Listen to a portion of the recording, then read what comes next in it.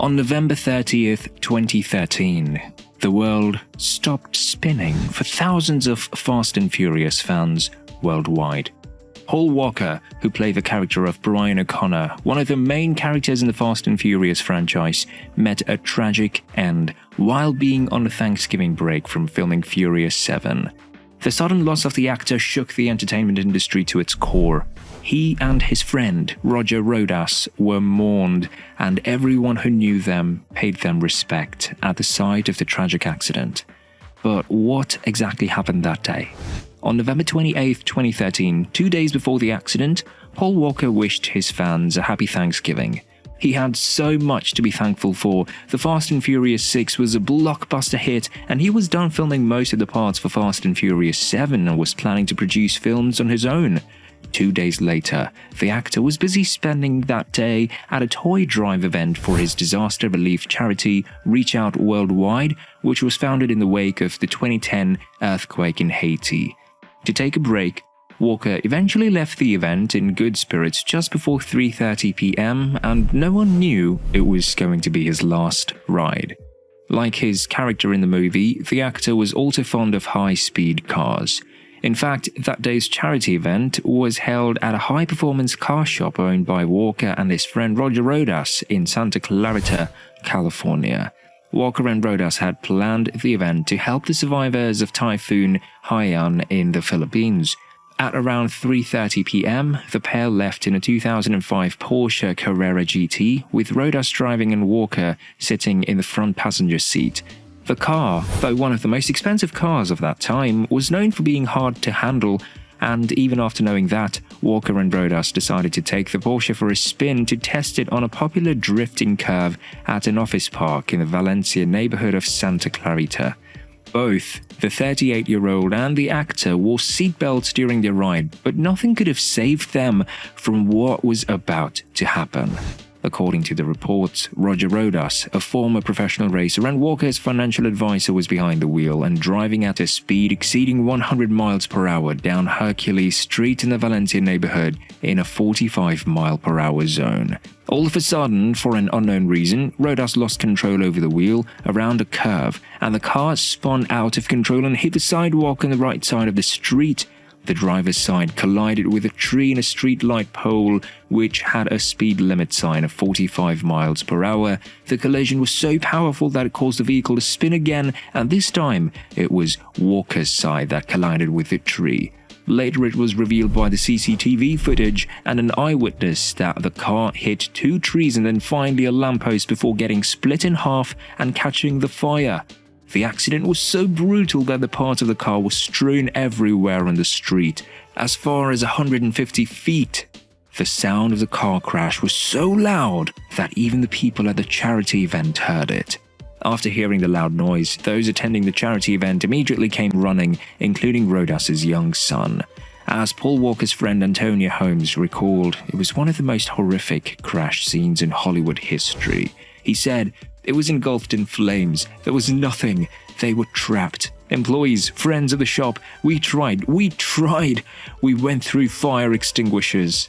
Countless terrified passerby looked on as the shattered vehicle burned into a smoldering husk. Its passengers were still trapped inside when Rodas's young son arrived in shock. He had run over to gaze at the scene, unaware this was the same car his father had just left in until he noted its model. Many tried to help, with shop employees reaching into the car in an attempt to pull the victims out. However, due to the intense flames, they had no choice but to stand back and watch Paul Walker's death. In the end, Walker was burned beyond recognition and had to be identified by his dental records. According to the report, both Rodas and Walker died immediately, succumbing to multiple traumatic injuries in a fire that quickly consumed the car. The autopsy report revealed that the actor's organs were too charred to be donated, and he sustained major injuries. Walker's jaw, collarbone, left upper arm, ribs, and pelvis were fractured by the impact of the crash, whereas Rodas suffered similar injuries and a fractured skull. The autopsy report also revealed a disturbing fact that Walker was probably alive after the car crash. This claim was supported by the evidence of a small amount of soot in his trachea. On the other hand, Rodas's neck, head and chest injuries caused him to pass away right after the first collision. It was also revealed that there were no traces of drugs and alcohol in the bodies of both Rodas and Walker. While investigating the crime scene, the investigators found that a few parts of the car were missing. After a few days of investigation, 2 men were charged with stealing pieces of Paul Walker's crash wreckage. Prosecutors alleged the men stole a roof panel from the destroyed sports car when the tow truck carrying it stopped at a red light in Valencia. Both men were jailed for 6 months. Paul's friend Jim Thorpe told journalists at the scene what Paul had said to him before we got into the car. The star's final words, his friend said, were, "Hey, let's go for a drive." Jim added, "He lived his life and he died fast and furious. He loved speed, he loved cars, and he had to die this way. He died in a very fast car with his friend." After a 4-month-long investigation, the Sheriff's Department of Los Angeles revealed that the main reason behind the tragic accident was the high speed. The investigation also found the car had 2 9-year-old tires when it crashed in Santa Clarita, about 30 miles northwest of downtown Los Angeles. It was a case of pure neglect, as the car's manual suggested changing the tires after 4 years. The report also said the original exhaust system had been modified in a way that could allow it to go faster.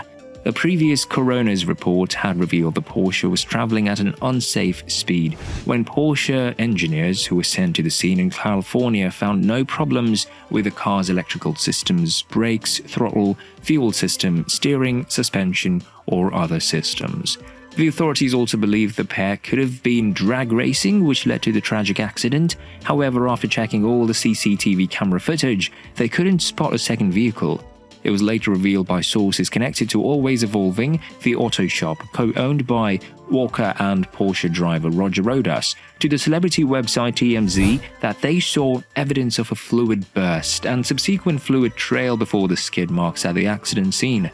The sources said that the lack of skid marks until just before the point of impact suggests that the driver didn't have control of the speeding car's steering. Despite the investigation report, the actor's family claimed that there might have been another reason behind the car crash. According to the family, road markers could have caused his car to crash, which led to the actor's death. His relatives consider the possibility that the accident was caused by bots dots, which are raised, non-reflective plastic bumps that mark out the lanes on the roads. According to a source, the family even contacted stunt experts who've gone to the crash site and come back with what they believe is a solid theory. A speeding car that hits the plastic markers will hydroplane, causing the driver to lose control. Now, let's take a look at whether the car could have been a major factor in this tragic accident. As the days passed after Walker's accident, the car came under intense scrutiny. Similar to the characters in Fast and Furious films, Paul Walker had a passion for owning exotic cars, and the one involved in the fatal incident was also a rare collectible car. This raised questions about its role in his demise. Was the car responsible for his death, or did the accident result from reckless driving? The vehicle responsible for Walker's demise was a 2005 Porsche Carrera GT, owned and operated on that ill-fated day by his friend Rodas. The Porsche Carrera GT boasts a potent 5.7-litre V10 mid-engine, generating an impressive amount of 612 PS, equivalent to 603 horsepower. In terms of speed, the Carrera GT can accelerate from 0 to 60 miles per hour in approximately 3.5 seconds and reach a maximum speed of 205 miles per hour. Its remarkable speed was notable even in 2004 when it was initially released, and it remains exceptionally fast by contemporary standards. The Carrera GT's engine, originally crafted for the 2000 24 Hours of Le Mans race, was adapted by Porsche for street-legal use. Adding to the allure of the Porsche Carrera GT is its distinctive design, featuring an exquisite body with a removable roof. Unlike other Porsche sports cars on the road, it maintains the signature Porsche look while standing out with its unique aesthetics. Porsche emphasizes that the Carrera GT's chassis is crafted from carbon fiber to reduce weight significantly. Each component of the body serves a specific purpose to enhance performance, and in true sports car fashion, designed for the endurance of the 24 Hours of Le Mans, the Carrera GT can be pushed to its limits without overheating. The exclusivity of the Porsche Carrera GT is underscored by its limited production, with only 1270 units manufactured between 2003 and 2006. Initially priced at around $440,000, it has now evolved into a classic car fetching over $1 million in today's market. These remarkable features and facts likely played a significant role in attracting Paul Walker to acquire this car.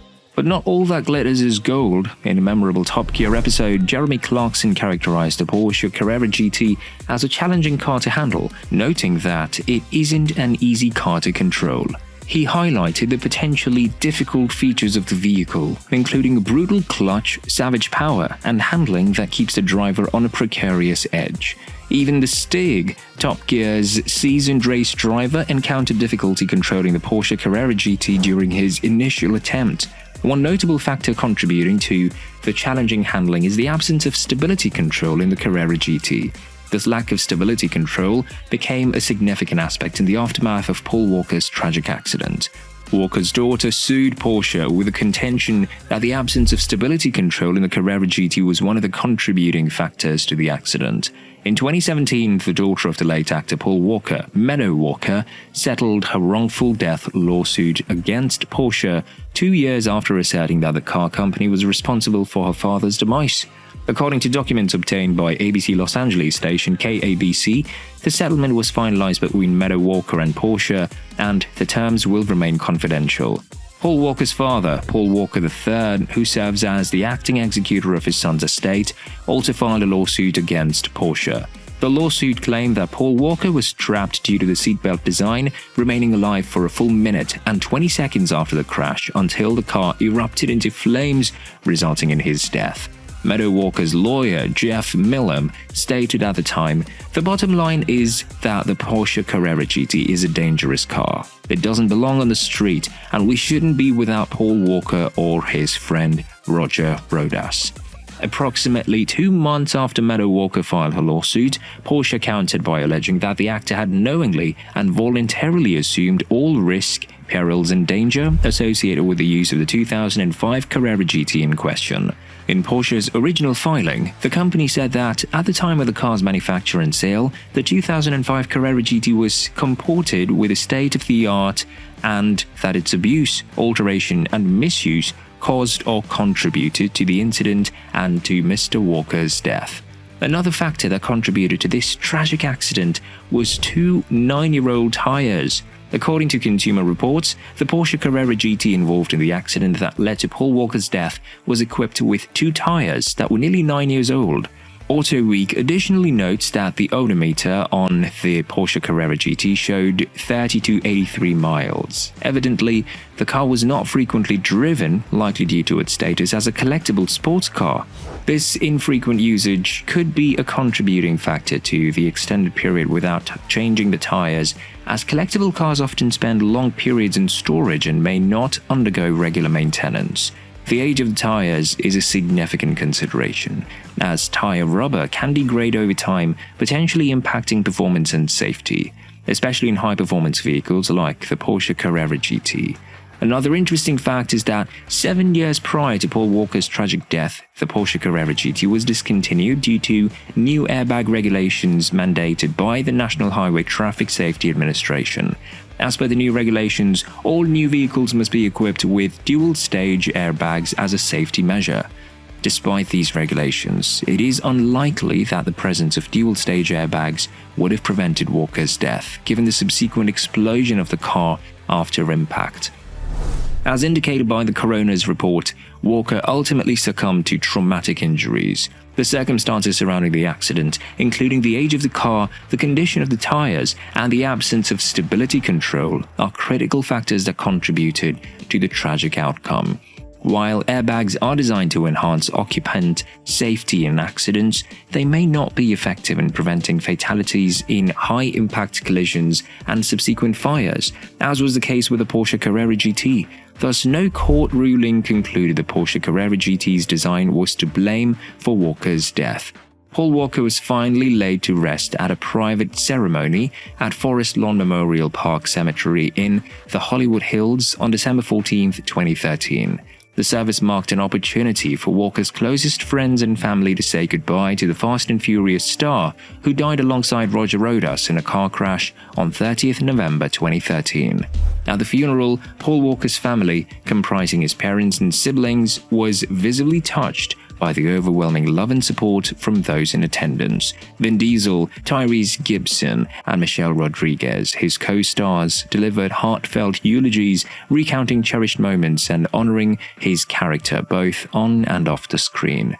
The co-star Michelle Rodriguez tweeted, "I said goodbye to a great man today, a man I never got to show just how much I love his spirit and his golden heart. Stay golden, pony boy. I hope you get my tweet in heaven. P.S. You're right. Stop talking. Just do it already. Love you, Paul. Your departure is fuel to my fire. We'll meet again. Enjoy the light." Paul Walker's funeral also left a lasting impact on his dedicated fan base. In the days following the funeral, supporters gathered at the crash site to express their condolences, leaving behind flowers, mementos, and heartfelt messages as a tribute to the beloved actor. Paul Walker had a huge fan base all across the world thanks to the massive success of Fast and Furious 6, which was released in May of that year. When the actor met this tragic end, he was in the middle of filming the 7th part of the film and was doing a charity event during his Thanksgiving break. His sudden demise left a hole in Universal's Fast and Furious series, the studio's most successful active film franchise. At the time, it came out as a challenge for the studio to complete the film, as Paul Walker was a huge part of the franchise and some parts of the movie were already shot, probably some costly action scenes. To combat this problem, the creative team came up with a unique solution. With the help of CGI and the Walker family, Paul Walker's Furious 7 scenes were able to be finished. Following the rewriting of Brian O'Connor's storyline in Furious 7, which included a new tribute to Paul Walker, the film's crew faced the challenge of producing around 350 additional shots featuring Walker. 90 of these shots utilized archived footage of the actor from previous outtakes or scenes from earlier Fast and Furious films, which were then carefully adjusted in terms of lighting and purpose. The remaining 260 shots were brought to life by having Paul's brothers, Caleb and Cody, step into his role and perform his scenes in character. In post-production, their faces were replaced with CGI versions of Paul. WITA VFX supervisor Joe Lettery, explaining the process in 2015 via THR, detailed how the Fast and Furious 7 effects team created the CGI replacement for Paul Walker's face by initially scanning his brothers to use them as a reference point. This intricate process allowed the film to pay tribute to Walker and complete his character's arc in a way that was both respectful and seamless. Ultimately, the filmmakers of Furious 7 heavily relied on older footage of Paul Walker as a primary reference. Joe Lettery explained that, despite a close resemblance in style and mannerisms between Paul's brothers and him, the older footage captured the essence of Walker's portrayal more authentically. Lettery mentioned, because as close as the brothers were in style and mannerisms, they just weren't Paul when Paul played his character. Adding complexity to the process, many of the shots incorporated dialogue. To address this, the movie sound editors have to craft the necessary dialogue by drawing from existing lines previously recorded by Paul Walker, seamlessly integrating his voice into scenes when new footage was utilized. Despite not achieving flawless perfection, the final result of Furious 7's visual effects was remarkably impressive, particularly considering the significant challenges faced by the movie's VFX artists.